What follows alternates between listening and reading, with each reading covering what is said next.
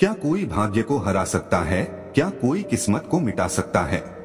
आइए जानते हैं आज इस कहानी से कि क्या कोई अपना भाग्य को बदल सकता है, कि जो हमारी किस्मत में लिखा है क्या उसे हम बदल सकते हैं। आज हम आपके लिए एक बहुत ही ज्ञानवर्धक कहानी लेकर आए हैं। हो सके तो कहानी को पूरा सुनिएगा, ये कहानी आपको बहुत कुछ सिखा देगी। इससे पहले कि आप हमारी कहानी में खो जाएं, चैनल को सब्सक्राइब करना ना भूलें। चलिए कहानी शुरू करते हैं। एक समय की बात है, काशीपुरी में जो प्रसिद्ध नगरी है काशी, वो विद्वान ब्राह्मणों के लिए जानी जाती है। काशी नगरी में वेदों के ज्ञाता ज्ञानी पंडित रहा करता था। उस ब्राह्मण की ख्याति बहुत दूर दूर तक फैली हुई थी और दूर दूर से लोग ब्राह्मण के पास अपना भाग्य दिखाने के लिए आया करते थे। वह बहुत ज्ञानी और महान ब्राह्मण थे और दूर से ही पढ़कर ये बता देते थे कि आपके भाग्य में क्या लिखा है। भूत, भविष्य और वर्तमान तीनों के ज्ञाता थे। उस ब्राह्मण के घर एक परम तेजस्वी बालक ने जन्म लिया और वह बालक धीरे धीरे बड़ा होने लगा। जब बालक की आयु 7 वर्ष हो गई तो एक दिन वो बालक देख रहा है कि उसके पिता के पास बहुत से लोग आते हैं और अपने भाग्य का लिखा हुआ पूछकर चले जाते हैं, और वह ब्राह्मण भी जो उनके भाग्य में लिखा है वह सब बता देता है। उस परम महान ब्राह्मण का नाम था गंगाचार्य। गंगाचार्य बहुत विद्वान थे और उनका पुत्र जो था वह सब देखता था कि मेरे पिताजी क्या करते हैं। एक दिन बालक के मन में एक विचार आया कि मैं अपने पिताजी से कुछ प्रश्न पूछूंगा। वह अपने पिताजी के पास आया, अपने पिताजी से कहने लगा कि पिताजी, तुम समस्त संसार के लोगों की भाग्य रेखा देखते हो। आप ज्योतिष के ज्ञाता है और सबको बता देते हैं कि आपके साथ क्या होगा। हे पिताजी, आप मेरा भाग्य क्यों नहीं देख लेते? जब आप इतने विद्वान हैं और वेद शास्त्रों के महान ज्ञाता है, तो आज आप मेरा भाग्य देखिए। उस ब्राह्मण ने जब अपने पुत्र की बात सुनी तो कहने लगा कि बेटे, अभी तो तुम बालक हो, अभी तुम्हारा भाग्य देखने का समय नहीं आया है। जब तुम्हारा भाग्य देखने का समय आएगा तो मैं अवश्य तुम्हारा भाग्य देखकर तुम्हें बता दूंगा। जब बालक यह बात सुनता है तो उसके मन में थोड़ा सा दुख होता है और वो अपनी माँ के पास लौट जाता है। धीरे धीरे समय बीता तो गंगाचार्य के दिमाग में उसके पुत्र की बात घूमने लगी। गंगाचार्य सोचने लगा कि मेरे पुत्र ने मुझे यह कहा है कि पिताजी, आप मेरा भाग्य क्यों नहीं देख लेते? तो ब्राह्मण के मन में विचार आया कि क्यों ना आज मैं अपने पुत्र का भाग्य देख ही लूं कि मेरे पुत्र के भाग्य में क्या लिखा है। गंगाचार्य ने अपने ग्रंथ को खोला, अपनी गणित को हल किया और देख रहा है अपने पुत्र का भाग्य।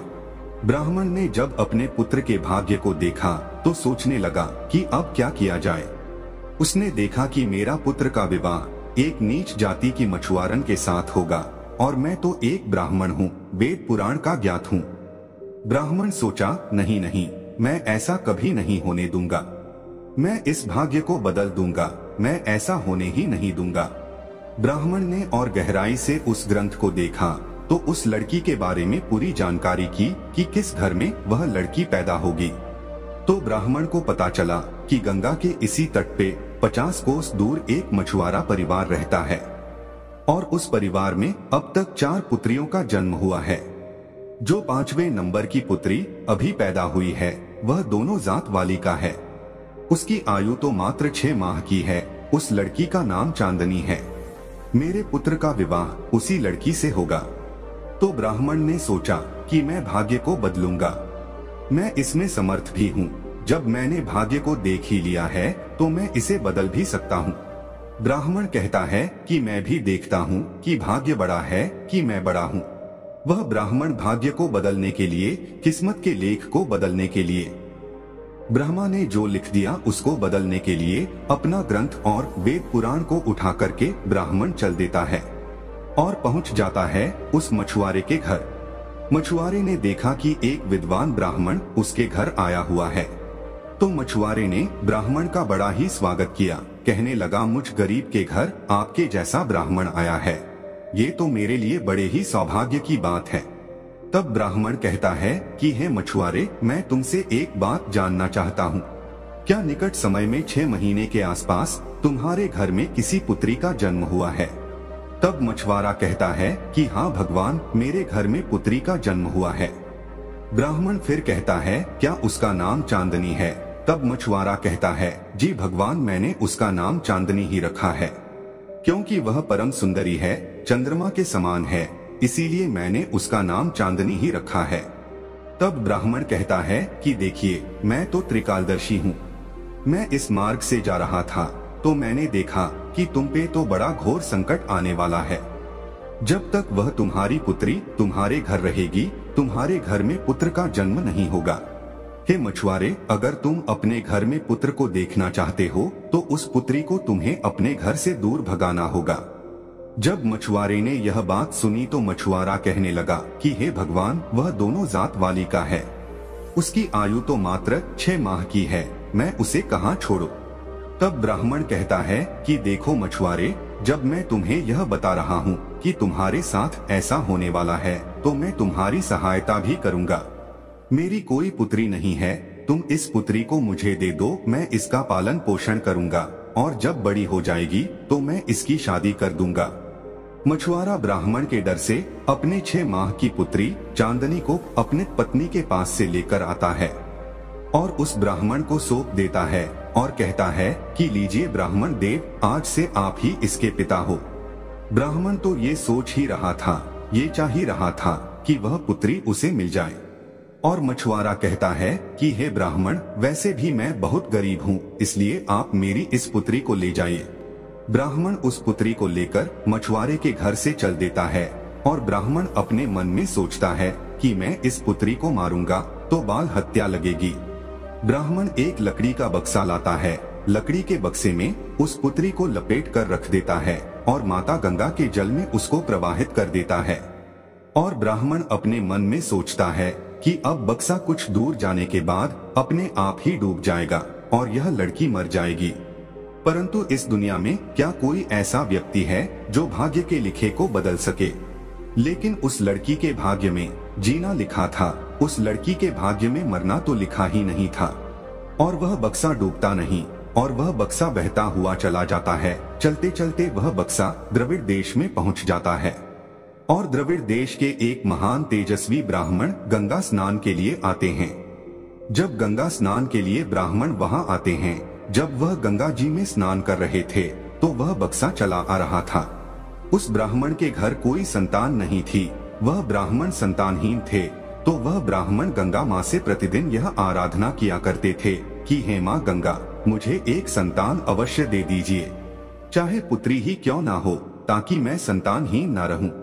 जब ब्राह्मण पानी के अंदर डुबकी लगाकर ऊपर आता है तो वह बक्सा उसी की ओर चला आता है। और जब ब्राह्मण ने उस बक्से को देखा तो अपनी तरफ खींचा और जब बक्से को खोल करके देखा तो उसमें एक नवजात बालिका, जिसका मुंह चंद्रमा के समान चमक रहा था, वह लड़की अपना अंगूठा पी रही थी। ब्राह्मण समझ जाता है कि गंगा माँ ने ही मुझे पुत्री दी है।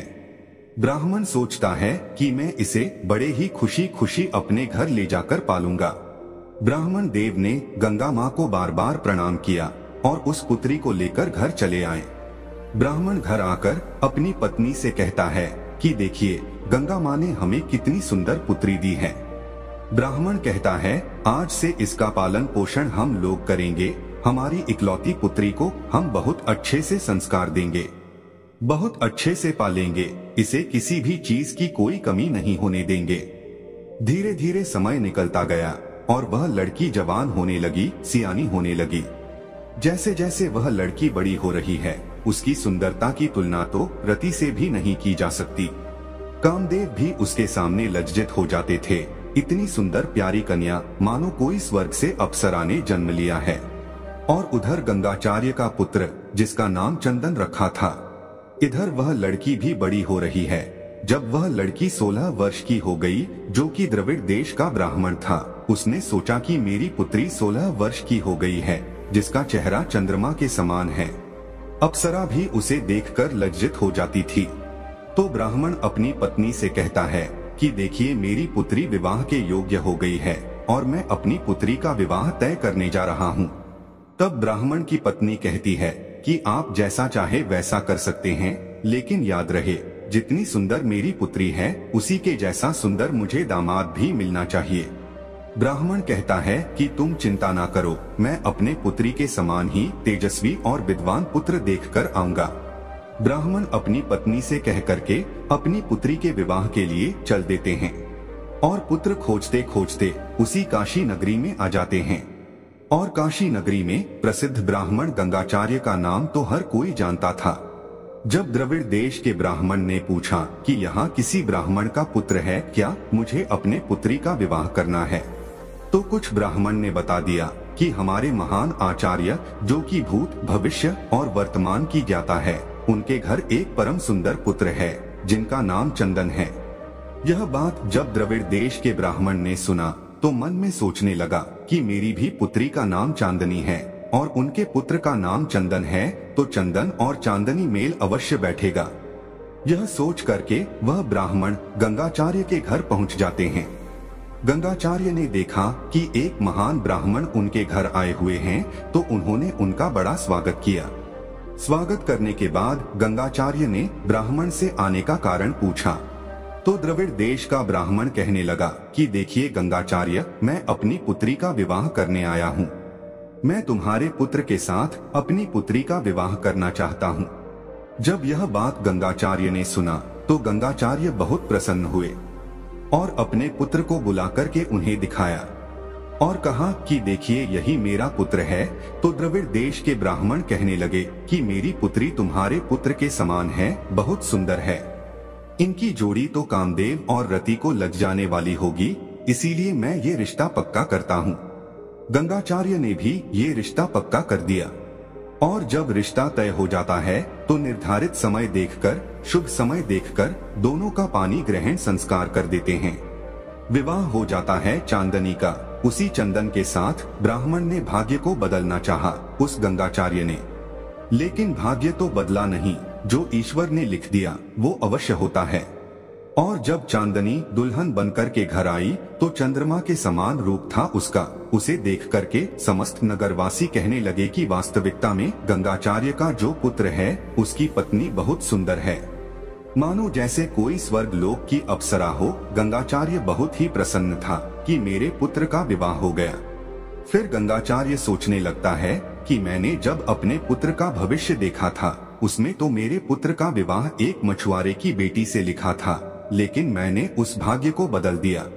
मेरे पुत्र का विवाह तो एक परम विद्वान ब्राह्मण की पुत्री के साथ हुआ है। धीरे धीरे समय निकला तो गंगाचार्य चांदनी से बात कर रहे थे। गंगाचार्य कहते हैं कि पुत्री तुम अकेली हो, तुम्हारे पिता के कोई पुत्र नहीं है। चांदनी कहती है कि जी पिताजी, मुझे भी मेरे पिता को गंगा माँ ने ही दिया था। आज से 16 साल पहले की बात है। मेरे माता पिता की कोई संतान नहीं थी। मेरे दुष्ट माता पिता ने मुझे एक लकड़ी के बक्से में कपड़े में लपेटकर पानी में बहा दिया था और मैं बहती हुई गंगा में जा रही थी। मेरी आयु मात्र 6 माह थी। मेरे जो पालिक पिता है द्रविड़ देश के ब्राह्मण, वह मुझे बताते हैं उन्हीं ने मुझे पाला और पाल पोस कर इतना बड़ा किया। जब चांदनी ने गंगाचार्य को यह बात बताई तो गंगाचार्य हक्का बक्का रह गया और वह अपनी पत्री को खोलकर देखने लगा, अपने ग्रंथ को देखने लगा। अपने ग्रंथ के अनुसार उसने अनुमान लगाया जो सभी भाग्य रेखाएं उस पुत्री की थी, वह सभी भाग्य रेखाएं इस चांदनी की भी थी। और ब्राह्मण पूरा हिल गया। ब्राह्मण सोचने लगा कि मैंने तो भाग्य को बदलना चाहा था, लेकिन यह क्या हो गया। लेकिन यह तो वही लड़की है जिसे मैंने गंगा में बहा दिया था। ये बच गई और मेरे पुत्र से इसका शादी भी हो गया। ब्राह्मण फिर सोचता है कि मैं इसे जीने नहीं दूंगा, मैं भाग्य को बदल कर ही रहूंगा, इसके लिए चाहे कुछ भी क्यों ना हो जाए। एक दिन की बात है, जो चंदन था वह किसी कार्यवश बाहर चला गया, किसी दूसरे देश में चला गया और घर रह जाते हैं गंगाचार्य जी और पुत्रवधू चांदनी। तो गंगाचार्य अपनी पुत्रवधू से कहने लगे कि पुत्री तू मेरी बहू है और आज मैं तुमसे कुछ मांगना चाहता हूँ। जब यह बात चांदनी ने सुनी तो चांदनी ब्राह्मण संस्कारों में पली हुई एक मछुआरे की लड़की थी कि हे पिताजी, आप जो मुझसे मांगोगे मैं आपको वो दूंगी। आप मांगिए, आप क्या मांगना चाहते हैं, मैं आपको वचन देती हूँ। गंगाचार्य ने एक अंगूठी निकाली और अंगूठी को दिखा करके कहने लगे कि बेटी, मैं तुमसे कहता हूँ, जब तक कि तुम इस अंगूठी को ढूंढ करके ना लाओ तुम मेरे घर मत आना, और तुम्हारे पिता के घर भी तुम्हें नहीं जाना है। जब तक कि अंगूठी तुम नहीं लाओगी तब तक मेरे पुत्र की पत्नी तुम नहीं रहोगी। यह बात जब चांदनी ने सुनी तो चांदनी ने कहा कि हे पिताजी, इसका अर्थ मैं समझी नहीं। गंगाचार्य कहते हैं कि पुत्री, मैंने जो कह दिया वो कह दिया। चांदनी कहती है कि पिताजी, अंगूठी का आप क्या करेंगे?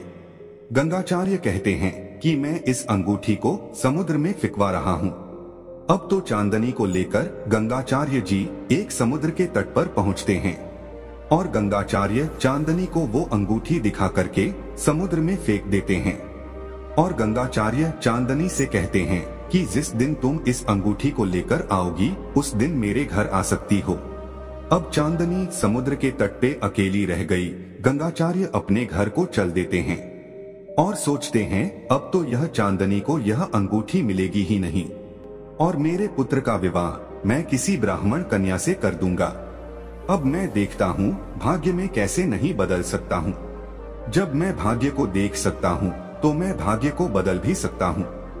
ऐसा सोचकर गंगाचार्य अपने घर आ जाते हैं। उधर चांदनी सोचती है कि हे भगवान, अब तो मैं घर भी नहीं जा सकती। मैं वचनबद्ध हूँ, अब मुझे कोई और रास्ता देखना होगा। मैं तो समुद्र में से खोजकर अंगूठी भी नहीं ला सकती। यह सोचकर चांदनी वहाँ से चल देती है और चलती हुई उज्जैन नामक शहर में आ जाती है। जब चांदनी उज्जैन आई तो वहाँ एक राजपूत परिवार रहा करते थे। चांदनी ने अपने मन में सोचा कि आज की रात तो मुझे यहाँ निकालनी होगी, कल का कल देखा जाएगा। कहते हैं जब किस्मत अच्छी होती है तो सब कुछ अच्छा होता है। चांदनी उस राजपूत के घर पहुँच जाती है। वे लोग संतानहीन थे, उनके घर पर कोई संतान नहीं थी। चांदनी को देखकर वह राजपूत कहता है कि बेटी, तुम कहाँ से आई हो, तुम कौन हो? चांदनी कहने लगी कि देखिए पिताजी, मैं धरती की झेली हुई और आसमान से गिरी हुई हूँ, मेरा कोई नहीं है, मेरा सब कुछ समाप्त हो चुका है। चांदनी फिर कहती है मैं वहीं रह जाऊंगी जहाँ मुझे 2 रोटी मिलेगा। राजपूत और राजपूत की पत्नी कहती है कि बेटी, तुम यहीं रहो, हमारा कोई संतान नहीं है। चांदनी जो थी उस राजपूत के घर रहने लगी। राजपूत चांदनी को अपने घर पे रख लेता है। देखिए सौभाग्य की बात तो यह है कि वो राजपूत बहुत बड़ा पैसे वाला था और जब भी राजपूत अपना कोई भी कार्य संपन्न कराता, कोई हवन करता या फिर कोई यज्ञ कराता तो काशी से उसी गंगाचार्य ब्राह्मण को अपने यहाँ बुलाया करता था। इसीलिए गंगाचार्य और राजपूत आपस में एक अच्छे मित्र थे।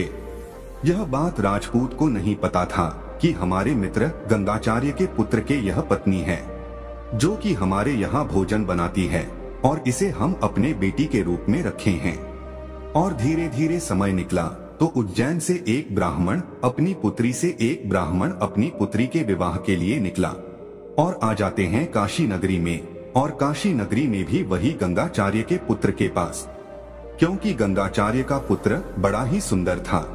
गंगाचार्य उस ब्राह्मण से कहने लगे कि हे ब्राह्मण, हम आपका रिश्ता तो ले लेंगे, हमारे पुत्र का विवाह तो हम कर देंगे, लेकिन पहले हम लड़की देखेंगे। तो वह ब्राह्मण कहता है कि ठीक है, आप लड़की देख सकते हैं। उस ब्राह्मण ने एक समय निर्धारित कर दिया कि आप उस दिन लड़की देखने आ सकते हैं। और गंगाचार्य भी अपने मन में विचार करने लगे और अपने पुत्र से कहने लगे कि बेटे, मैंने तुम्हारे लिए रिश्ता तय कर दिया है, अब तुम मेरे साथ अपनी पत्नी को देखने के लिए चलना। हम और तुम देख कर आएंगे कि वो लड़की कैसी है, संस्कारी है कि नहीं है।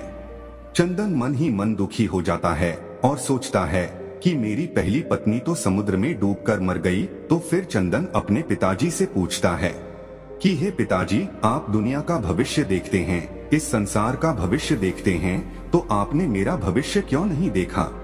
यह बात जब गंगाचार्य ने सुना तो अपने बेटे से कहा कि बेटे, अभी वो समय नहीं आया है कि मैं तुम्हारा भाग्य देखूं। गंगाचार्य और उनका पुत्र चंदन दोनों लड़की देखने के लिए उज्जैन के लिए निकल जाते हैं। अब सुनिए क्या होता है। उधर एक मछुआरा समुद्र में जाल डालता है। अब जो अंगूठी गंगाचार्य ने समुद्र में फेंकी थी उसे एक मछली निगल गई थी और जिस मछली ने अंगूठी को निगला था वह जाल में फंस गई, जिसे एक टोकरी में भर करके मछुआरा बेचने चलता है और बेचते बेचते उसी राजपूत के घर चला गया जहाँ पर चंदन की पत्नी चांदनी रहा करती थी।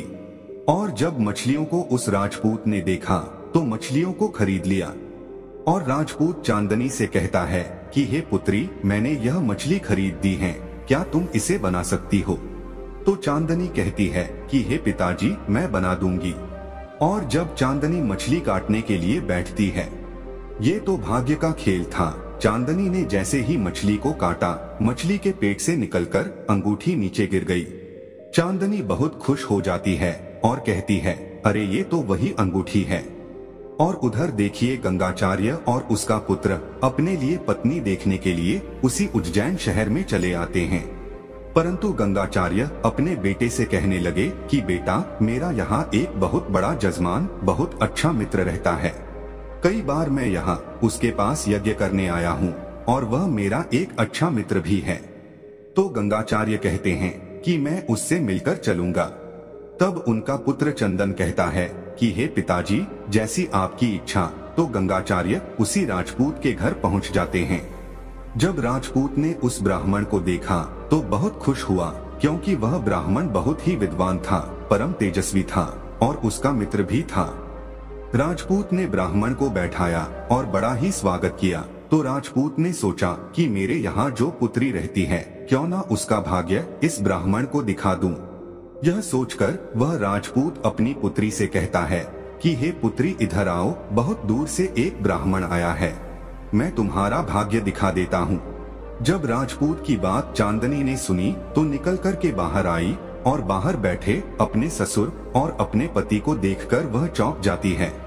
गंगाचार्य और उसके पुत्र ने जब चांदनी को देखा तो उनके आश्चर्य का कोई ठिकाना नहीं था। गंगाचार्य एकदम से कहते हैं कि चांदनी, मैंने तुमसे कहा था कि जब तक तुम अंगूठी लेकर नहीं आती तुम मुझे दिखाई भी मत देना। तूने अपना वचन तोड़ दिया। तो चांदनी कहती है कि हे पिताजी, यह लीजिए अंगूठी, क्योंकि चांदनी को अंगूठी तो मिल ही चुकी थी। जब ये बात राजपूत ने सुनी तो राजपूत कहता है कि ये सब क्या हो रहा है, मेरे समझ में कुछ भी नहीं आ रहा है। आप ये क्या कह रहे हैं ब्राह्मण दे? चंदन भी अपने पिता पर क्रोधित हो गया और कहने लगा कि पिताजी, आपने तो कहा था कि चांदनी गंगा में डूबकर मर गई, फिर आपने मेरे साथ इतना बड़ा विश्वासघात क्यों किया? आप तो मेरे लिए लड़की देखने जा रहे थे, आप तो मेरा विवाह करने जा रहे थे, जबकि मेरी वो पत्नी अभी जीवित है। अब गंगाचार्य क्या कहते हैं? गंगाचार्य कहते हैं कि बेटे, यही तो भाग्य का खेल है। मैं अपने किए पर शर्मिंदा हूँ और मैं इसके लिए क्षमा मांगता हूँ। मैंने भाग्य को बदलना चाहा, मैं यह बहुत बड़ी भूल कर रहा था। ईश्वर के विधान में परिवर्तन करने की कोशिश कर रहा था। राजपूत बोलता है कि ब्राह्मण देव, आप यह क्या कह रहे हैं कि ये जो तुम्हारी पुत्री है ये तुम्हारे पुत्र की पत्नी है? ब्राह्मण कहता है कि यह वास्तव में एक ब्राह्मण की पुत्री नहीं है, यह एक मछुआरन की बेटी है और इसका विवाह मेरे पुत्र के संग लिखा था और मैंने उसे मिटाने का बहुत प्रयत्न किया, लेकिन मैं उसे मिटा नहीं पाया। ब्राह्मण चांदनी से कहता है कि हे पुत्री, तुम और तुम्हारा पति आराम से रहो, मैं अब तुम्हें कुछ भी नहीं कहूँगा। यह बात सुनकर चांदनी बहुत खुश हुई और चंदन भी बहुत खुश हो गया। गंगाचार्य और राजपूत भी इस बात से खुश हो जाते हैं, क्योंकि गंगाचार्य मान जाते हैं, वो हार मान लेते हैं। गंगाचार्य, चंदन और चांदनी वापस घर चले आते हैं और आराम से अपना जीवन यापन करने लगते हैं।